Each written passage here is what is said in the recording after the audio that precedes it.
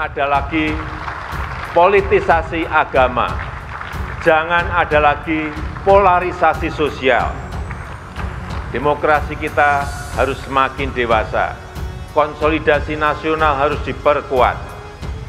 Dan terima kasih kepada ulama, tokoh agama, tokoh masyarakat, dan tokoh kebudayaan yang telah berkontribusi besar memperkokoh fondasi kebangsaan kita, serta merawat persatuan dan kesatuan nasional.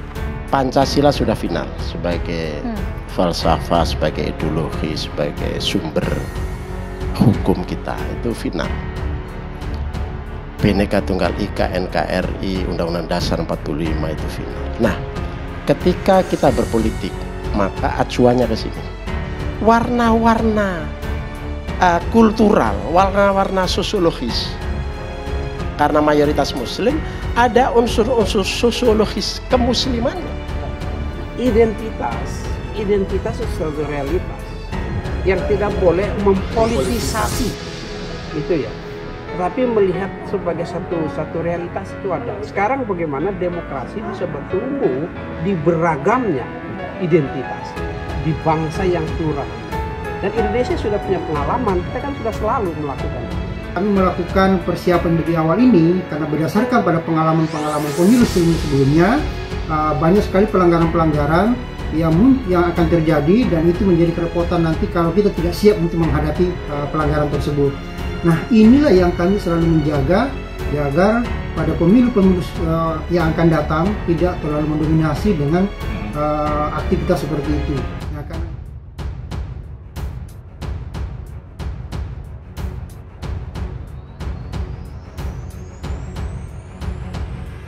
Anies lawan Rizik, FPI pasang badan jika ada ancaman besar.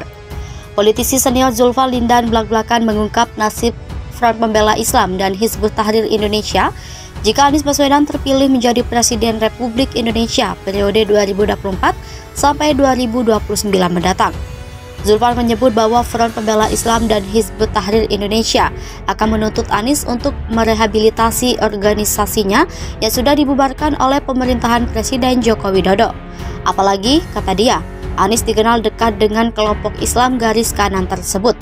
FPI dan HTI menurutnya berperan besar memenangkan Anies Baswedan dalam pertarungan pemilihan gubernur DKI Jakarta tahun 2017 silam melawan Ahok. Zulfan pun memprediksi bahwa Habib Rizik Syihab CS akan kembali turun ke jalan berunjuk rasa menuntut Anies untuk mengembalikan ormas FPI dan HTI.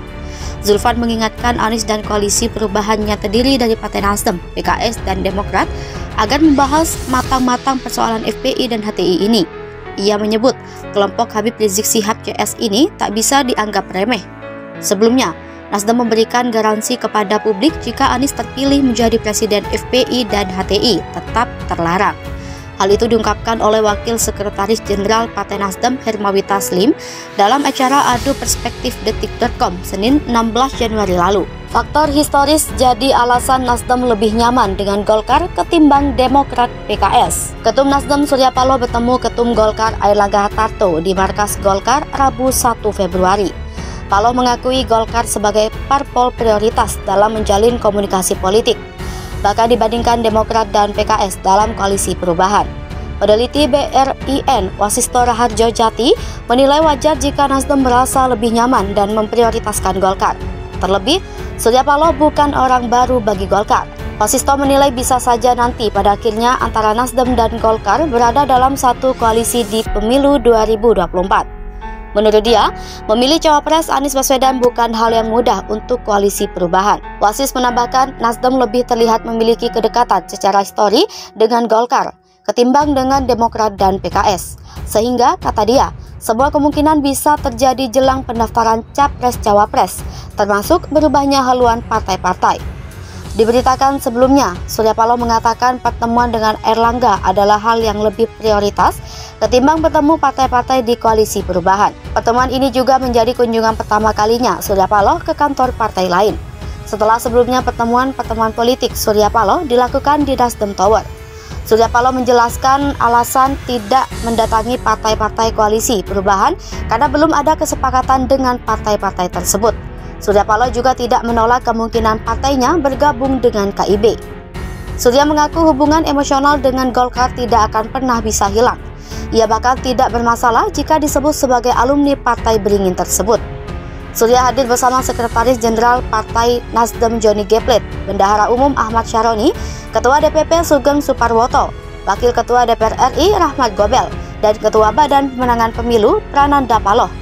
Rombongan petinggi Partai Nasdem tiba di kantor PPP Partai Golkar, Selipi, Jakarta Barat sekitar pukul 11.14 WIB. Risuf jalan bila Nasdem dan Anies ganggu rencana Jokowi untuk 2024. Isu perombakan atau reshuffle kabinet dinilai sudah tamat.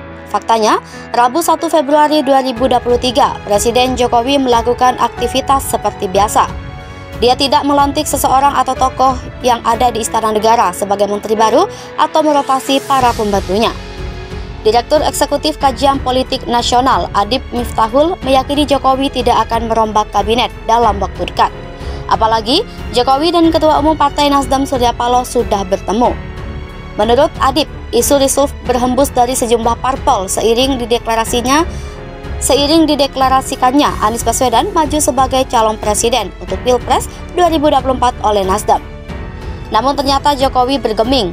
Ini mengartikan Jokowi tidak ingin melakukan reshuffle berdasarkan pertimbangan politis semata. Kendati ada menteri yang berasal dari parpol pendukung Anies. Dosen Universitas Islam Syekh Yusuf Tangerang ini meyakini Jokowi akan mengganti menteri yang tidak sejalan dengan visi misinya.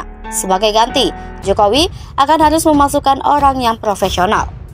Diketahui sudah ada 3 partai yang menyatakan dukungan kepada Anies Baswedan, yakni Nasdem, Demokrat, dan PKS. Kecuali Nasdem, 2 parpol lain dikelompokkan sebagai parpol oposisi pemerintah. Di periode kedua, Jokowi sudah 3 kali melakukan reshuffle.